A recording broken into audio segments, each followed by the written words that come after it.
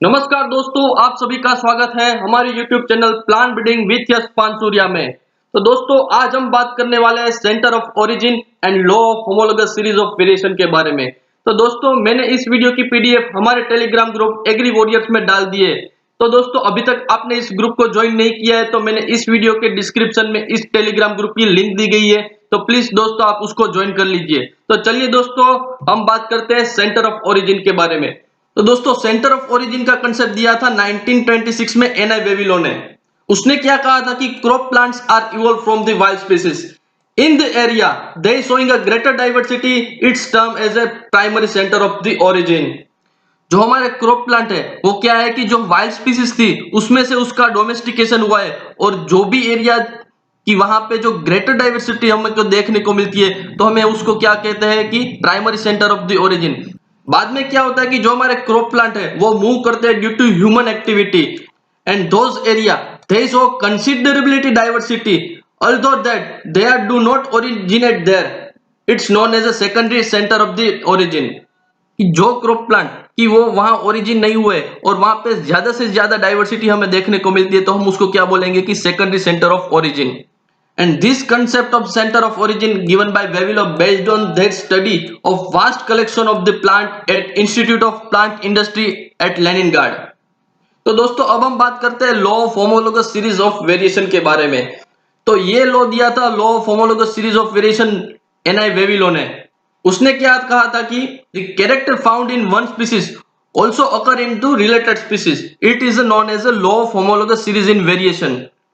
जो कैरेक्टर हमें एक स्पीसीज में देखने को मिलता है वो उसकी रिलेटेड स्पीसीज में भी देखने को मिलता है, उसको हम क्या बोलते हैं कि law of homologous series in variation. For example, diploid tetraploid hexaploid species of the wheat show a series of identical contrasting character. यानी कि जो कैरेक्टर हमें हेक्साप्लॉइड स्पीसीज में दिखने को मिलता है और डिप्लॉइड स्पीसीज में देखने को मिलता है वो टेट्राप्लॉइड स्पीसीज में भी देखने को मिलेगा।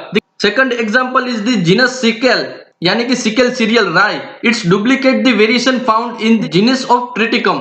जो कैरेक्टर हमें जो सिकेल सीरियल में देखने को मिलेगा वही कैरेक्टर थोड़े बहुत कैरेक्टर हमें किस में देखने को मिलेंगे कि ट्रिटिकम एस्टिवम में भी देखने को मिलेंगे। इसी चीज को हम क्या बोलते हैं कि law of homologous series in variation. बाद में वेविलो ने 8 मेन सेंटर ऑफ ओरिजिन दिए थे। तो वो 8 सेंटर कौन कौन से थे? एक था China center, Hindustan center, Central Asia center, Asia Minor center, Mediterranean center, Abyssinia center, Central America center and South America. ये जो 8 सेंटर थे। बाद में क्या हुआ कि जो हिंदुस्तान सेंटर था तो हिंदुस्तान सेंटर को वेविलो ने 2 पार्ट में डिवाइड किया। एक था जो इंडो बर्मा और एक था सियाम मलायन जावा। ये हिंदुस्तान सेंटर को 2 सेंटर में डिवाइड किया, Indo Burma and SIAM Malayan Java centre of origin. Similarly जो साउथ अमेरिका सेंटर था उसको भी उसने 3 पार्ट में डिवाइड किया। एक था पेरू, दूसरा चिली एंड तीसरा ब्राजील और Paraguay center of origin. Thus, in center of origin proposed by Vavilov, there is a 8 main center and they group into 11 center of the origin। बाद में क्या होता है कि हेलियंथस की 2 स्पीसीज, एक ही हेलियंथस एनस एंड एक है हेलियंथस ट्यूबरोस। ये 2 स्पीसीज आइडेंटिफाई हुई, यानी कि हेलियंथस एनस यानी कि सनफ्लावर एंड हेलियंथस ट्यूबरोस यानी कि जेरूसलम आर्किटॉक्ट। और ये जो हेलियंथस की 2 स्पीसीज आइडेंटिफाई हुई वो एक नया कॉन्सेप्ट ऑफ ओरिजिन लेकर आई, वो था USA centre of origin. And this 2 helianthus species are originate from the USA centre of origin.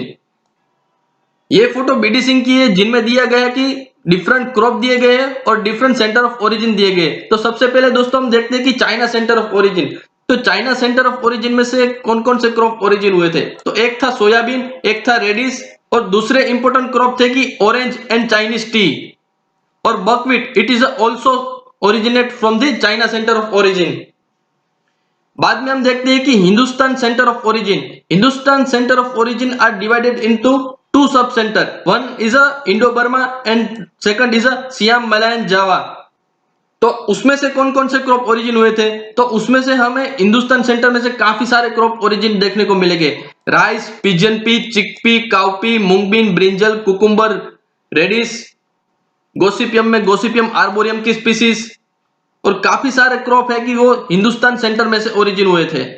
बाद में हम दोस्तों देखते हैं कि एशिया माइनर सेंटर यानी कि पर्शियन सेंटर। जो हमारी वीट की स्पीसीज थी ट्रिटिकम एस्टिवम, वो कहां से ओरिजिन हुई थी कि एशिया माइनर सेंटर से, यानी कि south west Asia is a centre of origin of Triticum aestivum. बाद में और एक इंपॉर्टेंट सेंटर ऑफ ओरिजिन है कि central America centre. Central America centre of origin यानी कि मैक्सिको। वहां से कौन कौन सी स्पीसीज ओरिजिनेट हुई थी? मेज है, स्वीट पोटैटो है और गोसिपियम हिरसुतम। ये जो ओरिजिन हुई थी वो कहां से ओरिजिन हुई थी कि मैक्सिको यानी कि सेंट्रल अमेरिका में से ओरिजिन हुई थी। बाद में सेंटर ऑफ ओरिजिन है सेंट्रल एशिया यानी कि अफगानिस्तान सेंटर। यहां से कौन कौन सी स्पीसीज आई थी कि ट्रिटिकम एस्टिवम है, गोसिपियम हर्बेशियम है। ये जो स्पीसीज थी वो कहां से आई थी कि सेंट्रल एशिया में से आई थी। बाद में है साउथ अमेरिका सेंटर, यानी कि उसने डिवाइड किया था कि पेरू, चिली एंड ब्राजील। तो यहां से कौन कौन सी स्पीसीज आई थी? यहां से स्पीसीज आई थी पोटैटो, यानी कि उसका सेंटर ऑफ ओरिजिन है पेरू। और एक इंपॉर्टेंट स्पीसीज है हमारी गोसिपियम बार्बेडंस की स्पीसीज, वो भी यहां से साउथ अमेरिका में से आई थी। और लास्ट में यूएसए सेंटर ऑफ ओरिजिन, यहां से हेलियंथस की दो species, helianthus annuus and helianthus tuberosum, यानी कि हेलियंथस एनस यानी कि सनफ्लावर एंड हेलियंथस ट्यूबरोजम यानी कि जेरूसलम आर्किटेक्ट। तो दोस्तों अब हम देखते हैं कि सेंटर ऑफ डाइवर्सिटी के बारे में। Plant species growing in different environment are likely to be different. हम जब डिफरेंट एनवायरमेंट में प्लांट स्पीसीज को ग्रो करते हैं, हमारे क्रॉप स्पीसीज को ग्रो करते हैं, तो कुछ हद तक को क्या देखने को मिलता है कि डिफरेंट देखने को मिलती है।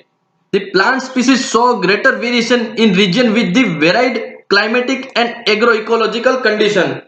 अब जो माउंटेन और वैलीज का एरिया है वो क्या होता है कि ज्यादा से ज्यादा वेरिएशन देखने को मिलता है एनवायरमेंट में। उससे क्या होगा कि जो वहां की प्लांट स्पीसीज होगी उसमें भी क्या देखने को मिलेगा कि ज्यादा से ज्यादा वेरिएशन देखने को मिलेगा। तो उसको हम क्या बोलेंगे कि प्राइमरी सेंटर ऑफ डाइवर्सिटी बोलेंगे।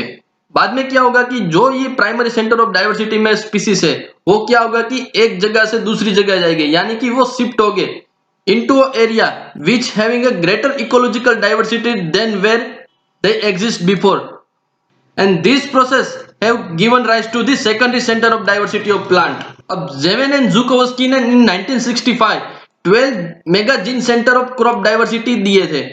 अब within a large center of diversity small area may be exhibit a much greater diversity than the center as a whole, it is known as a micro center।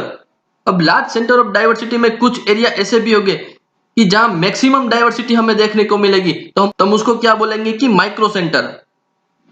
तो दोस्तों यहां पे मैंने दिया है primary centre of diversity and secondary centre of diversity का difference. ये हम प्राइमरी सेंटर ऑफ ओरिजिन और सेकेंडरी सेंटर ऑफ ओरिजिन का भी डिफरेंस बोल सकते हैं। तो सबसे पहला डिफरेंस क्या है? In primary centre of origin the region of fast genetic diversity of crop plant, but in secondary centre of diversity में हम क्या बोल सकते हैं? Valuable crop plant are found more. अब सेकेंडरी सेंटर ऑफ डाइवर्सिटी में क्या होता है कि जो क्रॉप प्लांट कल्टीवेशन में हो और जो क्रॉप प्लांट शिफ्ट हुए हो प्राइमरी सेंटर ऑफ ओरिजिन में से ड्यू टू ह्यूमन एक्टिविटी, तो वही क्रॉप प्लांट हमें देखने को मिलेंगे secondary centre of the diversity में और secondary centre of the origin में। तो यहाँ पे क्या होगा कि वैल्यूएबल फॉर्म में होगी क्रॉप प्लांट्स। यहाँ पे प्राइमरी सेंटर ऑफ डाइवर्सिटी में क्या देखने को मिलेगा कि वाइड जेनेटिक डाइवर्सिटी होगी। यहाँ पे सेकेंडरी सेंटर में it is a lesser than the primary centre of origin. Primary centre of origin में हम कौन कौन से रीजन इंक्लूड कर सकते हैं कि माउंटेन्स है, हिल्स है, वैली है, रिवर्स है। जो एरिया की जनरली अनकल्टिवेटेड हो तो हम उसको किस में इंक्लूड कर सकते हैं कि प्राइमरी सेंटर ऑफ ओरिजिन में इंक्लूड कर सकते हैं। लेकिन जो एरिया जनरली कल्टिवेटेड एरिया में हो तो हम उसको किस में इंक्लूड करेंगे कि सेकेंडरी सेंटर ऑफ डाइवर्सिटी में इंक्लूड करेंगे। Generally primary centre of origin having a more number of the dominant gene, whereas secondary center of origin having a more number of recessive gene। In primary center of origin there is a wild character, but in the secondary center of origin there is a some desirable character are there। There is a less crossing over are in primary center of origin, whereas there is a more crossing over are found in the secondary center of diversity। In primary center of origin or primary center of diversity only natural selection are found, whereas in secondary center of origin or diversity there is a both natural and artificial selection are found। तो दोस्तों ये हमारा छोटा सा video था centre of origin और law of homologous series of variation के बारे में। तो दोस्तों if you like this video please hit the like button, share with your friends and subscribe to my channel to get more and more video related to agriculture and plant breeding। Thank you, धन्यवाद and have a nice day.